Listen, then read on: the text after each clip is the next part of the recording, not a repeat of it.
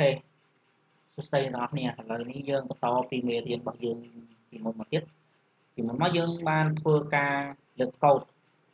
គឺលើក level ដែលត្រូវកំណត់តាម level design តែខាងចាស់ដីគាត់ឲ្យមកគឺ level របស់យើងគឺ11 44អ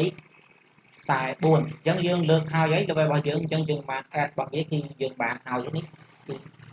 xg នេះគឺ finish score point អញ្ចឹងយើងបាន add ហើយយើងបន្តរបស់យើងតទៀតគឺឥឡូវយើង add ហើយយើងត្រូវចូលទៅក្នុងនេះដោយសារឥឡូវនេះយើងធ្វើរបស់យើងគឺមានលើនេះយើងចូលទៅក្នុងនេះ analyze មកគឺវាមាន load ចុចលើ analyze មកយើងមើលទៅក្នុងនេះ volume dashboard នេះយើងចុចលើវាមកអូខេយើងចុចលើវាមកគឺយើងបានផ្ទាំងប៉ុណ្ណេះឥឡូវយើងត្រូវ add វាចូលអញ្ចឹងយើងត្រូវចុចនេះ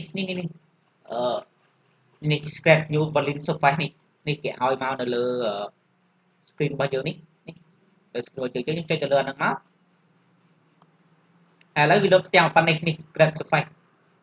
ហើយរបស់យើង information នេះគេប្រាប់របស់យើងវាមានអីគេ backfill volume description thickness out backfill thickness out backfill អញ្ចឹងវាមានតាម style render material អញ្ចឹងវាមានទៅលើហ្នឹងហើយអញ្ចឹងអ្វីដែលយើងត្រូវផ្លាស់ប្ដូរគឺនៅត្រង់ចំណុច volume surface អញ្ចឹងហើយយើងត្រូវនេះយើងមើលរបស់យើង volume surface វាមានអីគេខ្លះមាន base surface អញ្ចឹង base surface មាន base surface មាន compression surface ហើយនឹង cut factor និង fill factor អូខេឥឡូវនេះយើងត្រូវចូលនៅក្នុងអា volume surface ហ្នឹងមកយើងចូលទៅក្នុងនេះ base surface នេះយើងចុចលើវាមកវា load សញ្ញាត្រេចុច3នៅក្បែរហ្នឹងអញ្ចឹងយើងចុចលើវាមកអញ្ចឹងវាឲ្យយើងរើសនេះ base surface មានថាចំណុចបាតខាងក្រោម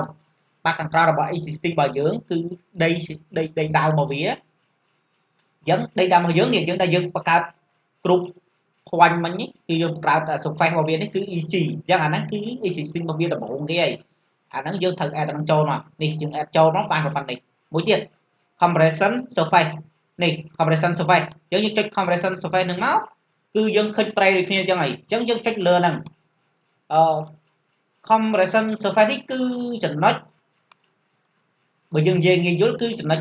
កូដដែលយើងត្រូវលើកមែនកូដ level ដែលយើងបានលើកដែលត្រូវ design យកធម្មតាយើងកូដយើងលើកអញ្ចឹងដោយសារកូដដែលខ្ញុំបានលើកនេះគឺខ្ញុំដាក់កូដរបស់វាគឺ EG ដែលកូដ1144ដែលយកកតាផ្លូវមិញអាហ្នឹងខ្ញុំដាក់កូដវាគឺប៉ុណ្ណឹងអញ្ចឹងខ្ញុំយកប៉ុណ្ណឹងមកដាក់អញ្ចឹងវាបានហើយវាបានប៉ុណ្ណឹងមាន EG មាន FG base surface នេះគឺ existing មានថាចំណុចដំបូងដែលយើងបាន survey ដំបូងហ្នឹងស្ថានដីយ៉ាងម៉េចគឺយើងយកនឹងមកប្រើអាហ្នឹងមានថា base surface ហើយ compression surface នេះគឺ surface មានថា level ចំណុច surface ដែលយើងបានលើកកូដរបស់វាមានថាកូដ level ដែលយើងលើកធម្មតាហើយយើងត្រូវកណងារធម្មតាក្នុង boundary អញ្ចឹងណាអញ្ចឹងយើងលើកវាបានប៉ុណ្ណឹងអញ្ចឹងហើយនេះ cut factor ធម្មតាយើងកណងារឲ្យគេយើងអត់បាច់ចាំទៅដាក់កូដfactor គេទេ cut factor ឬក៏ fill factor គេទេដោយសារទី1យើងចាក់ដីចាក់បំពេញធម្មតាខាងម្ចាស់ដីគាត់អ្នកចាក់ឬក៏អ្នកហៅការគាត់ចាក់គឺគាត់គិតមេគុណបញ្ចូលឧទាហរណ៍នៅកន្លែងនេះ cut factor នេះប្រហែលឧទាហរណ៍ថាឥឡូវនេះពេលខ្ញុំដាក់យើង design គេគឺយើងអត់ត្រូវដាក់អីយើងគាត់ដាក់តែមួយហ្នឹងទៅមកគឺវាអត់អីទេធម្មតាវាមួយគុណប្រហែលក៏នៅតែមួយប៉ិតខ្លួនវាតែទេអញ្ចឹងណាអញ្ចឹងយើងដាក់តែមួយនឹងបានហើយអញ្ចឹងបើធម្មតាម្ចាស់ដីអ្នកម៉ៅការអ្នកម៉ៅចាក់ដីចាក់អីគាត់យកទៅគុណឧទាហរណ៍ថាឃើញបរិមាណប៉ុន្មានហើយគាត់យកទៅគុណមានថាគុណមួយ scale factor របស់វាឧទាហរណ៍ថាមេគុណថាមេគុណសម្បត្តិគុណរបស់វាមួយម៉ានឧទាហរណ៍ថាខ្លះពីច្រើនគេ 1.2 អញ្ចឹងណាដីខ្សាច់អញ្ចឹង 1.3 អញ្ចឹងទៅថាដីធម្មតាយើងប្រើ 1.2 អញ្ចឹងទៅអញ្ចឹងប្រើ 1.2 យើងប្រើ 1.2 អញ្ចឹងទៅចឹងហ្នឹងគេឲ្យយើងគុណហ្នឹងយើងគិតប៉ុណ្ណឹងគេតែធម្មតាយើងកណងារឲ្យគេគុណហ្នឹងទៅព្រោះហ្នឹងថាចំនួនរបស់គេយើងឲ្យគេគិតទៅគេគិតបានជាងរបស់គេយើងមិនដាក់គេព្រោះអ្នកមកកាយអ្នកមកចាក់ដីចាក់គាត់គិតខ្លួនគាត់ហើយអញ្ចឹងយើងគិតដាក់តែប៉ុណ្ណឹងមកនេះអ្វីដែលយើងធ្វើគឺប៉ុណ្ណឹងបានប៉ុណ្ណឹងមកផ្ទាំងប៉ុណ្ណឹងយើងអូខេមកអូខេដូចចេញឲ្យយើងនេះ thickness out backfield នេះឃើញអត់បាទប៉ុណ្ណឹងនេះអត់ប៉ុណ្ណាហើយនេះវាមានអារីរបស់យើងនេះ9971ការ៉េជាងនៅក្នុង boundary ហើយនេះខាត់របស់យើង 1.33 ទេហើយ field របស់យើងគឺ 28541.41 អញ្ចឹងអានេះដកមកនេះមកវាសល់តែប៉ុណ្ណេះទេវាសល់តែ28 54.02 អាហ្នឹងគឺ field សរុបមានថាចាក់ពេញដីចាក់ពេញអត់គឺប៉ុណ្ណេះអញ្ចឹងដីអ្វីដែលយើងចង់បានគឺយើងចង់បានប៉ុណ្ណាវ៉ូលីមរបស់យើងគឺប៉ុណ្ណឹងនេះគឺ 28.25540.02 អាហ្នឹងដែលដីត្រូវចាក់ពេញអញ្ចឹងយើងបានប៉ុណ្ណឹងយើងចុចទៅលើនេះសញ្ញា A បោកនេះ insert cut field summary មានថាអាហ្នឹងគេធ្វើ summary យើងមួយ report យើងមួយឯង report យើងមួយយើងអាចដាក់ទៅតាណាក៏បាននេះចូលមកនេះ report របស់យើង cut field summary របស់យើងមានទាំងអស់នេះមាន name មានអី k factor យើងមិនគេបញ្ជាក់មកគឺ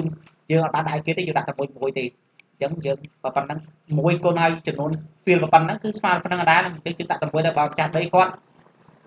ចង់គុណបន្ថែមអាហ្នឹងគាត់គុណបន្ថែមខ្លួនគាត់អីអញ្ចឹងយើងគាត់កែងារគាត់ប៉ុណ្ណឹងមកឥឡូវយើងមាន backfield volume ហើយចំនួន total total របស់យើងនេះមានអា real របស់យើងសរុបខាត់សរុប field សរុបហើយនឹងត្រូវការអ្វីដែលយើងត្រូវការនេះប៉ុណ្នេះនេះ 28540.02 Matic ណា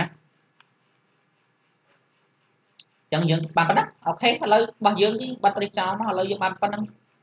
អ្វីដែលទៅន័យអ្វីដែលយើងចង់បានគឺបែបប៉ុណ្ណឹងអ្វីដែលយើងត្រូវការកណនីគឺឥឡូវនេះយើងបានហើយទៅន័យរបស់យើងគឺនេះដីដែលត្រូវចាក់ពេញ 28540.02 អ្វីដែលយើងត្រូវកណនីបានតែគេចង់បានយើងបានប៉ុណ្ណឹងគឺអូខេចប់ហើយកណនីហើយទៅយើងអាចរៀបចំជាគេហៅមួយហើយគេហៅបន្ទោសហ្នឹងយើងរៀបចំវាទៅអាចរៀបចំខ្លួនយើងទៅរៀបចំបន្ថែមទៅហ្នឹងឥឡូវនេះខ្ញុំបានប្រាប់ចំពោះការកណនីវ៉ូលីមដីសម្រាប់ការងារចាក់ពេញនៅតាមដៅដីក្តីតាមអីក្តីអញ្ចឹងពាក់ព័ន្ធជាមួយការងារដៅដី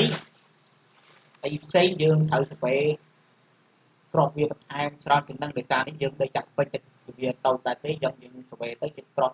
តាមរៀបដីរៀបអីហើយសុខកងវាតាមហ្នឹងអញ្ចឹងយើងបានពាក់ព័ន្ធជាមួយតំណែងគឺបានបែបនេះហើយយើងបានកណនីនេះបរិមាណដែលយើងបាននេះគឺប៉ុណ្ណេះអញ្ចឹងយើងអាចរៀបចំហ្នឹងឲ្យទៅខាងម្ចាស់ដីទៅដើម្បីយើងឲ្យគេរៀបចំចាក់ដីអញ្ចឹងហើយអូខេឥឡូវនេះចំពោះវីដេអូមេរៀនការកណនីវ៉ូលីម